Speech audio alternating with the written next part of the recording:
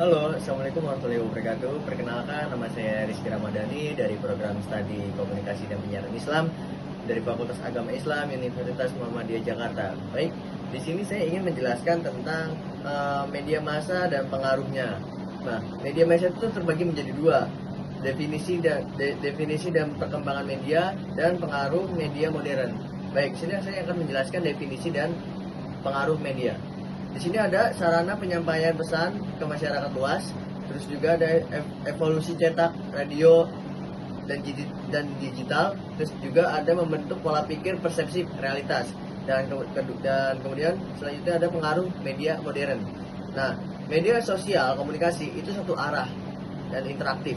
Kemudian ada dampak psikologis dan juga pembentukan opini. Nah, di sini ada penjelasan tentang persuasi dalam komunikasi. Pengertian persuasi itu apa sih, Kak? Ya. Nah, baik, sini saya akan menjelaskan. Komunikasi yang bertujuan mengaruhi sikap, pendapat, keyakinan, dan perilaku seseorang melalui penyampaian pesan yang dirancang secara efektif tanpa ada unsur paksaan sama sekali. Jadi kalau ketika kalian sedang berinteraksi sama orang itu tuh kalian tidak boleh memaksakan orang itu untuk mengerti omongan kita gitu. Nah, terus juga faktor keberhasilan persuasi itu seperti apa, Kak? Nah, faktor keberhasilan itu ada kredibilitas komunikator. Nah, komunikator itu harus berpengetahuan, pengalaman, dan kepercayaan. Jadi kan kita nggak mungkin nih berbicara tanpa pengalaman kita gitu. Jadi kita harus mempunyai pengalaman dan juga ilmu juga yang bisa kita sampaikan ke para komunikan. Terus yang kedua ada aspek emosional. Pesan yang menyentuh perasaan lebih mudah diterima. Nah, ini biasanya dipakai untuk orang-orang yang suka curhat atau gosip, ya, dan seterusnya. Terus juga ada argumentasi rasional, didukung fakta dan bukti yang relevan. Nah, ini biasanya dipakai untuk debat-debat para calon DPR atau calon presiden. Nah, itu biasanya dipakai untuk orang-orang seperti itu yang ingin mencalonkan diri gitu. Terus juga ada karakteristik audiens, kondisi psikologis, perhatian, dan motivasi.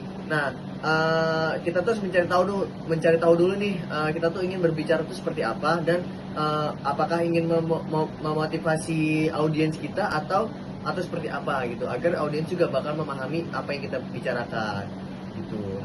Nah, saya ingin menjelaskan cara memilih berita yang benar. Nah, di sini ada cara memilihnya tuh ada seperti kita tuh pertama melihat medianya dulu nih. Siapa sih yang memposting media ini? Apakah media Tempo atau narasi Najwa Shihab atau TV One. Nah, ketika kita sudah melihat medianya itu sudah berkredibilitas, nah itu pasti otomatis udah benar. Kecuali kita melihatnya kayak media-media nggak terkenal gitu, kayak contoh media Superman atau Superman Media gitu, itu kan nggak terkenal gitu. Jadi ya nggak mungkin dong itu beritanya kredibilitas gitu.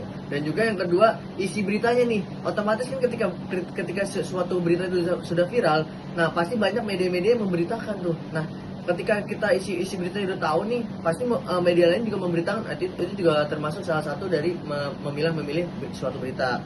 Terus yang kemudian pengaruh di era digital. Nah, ini pengaruh di era digitalnya tuh ya seperti yang kalian tahu, pasti banyak yang media-media itu memberitakan berita-berita hoax ya.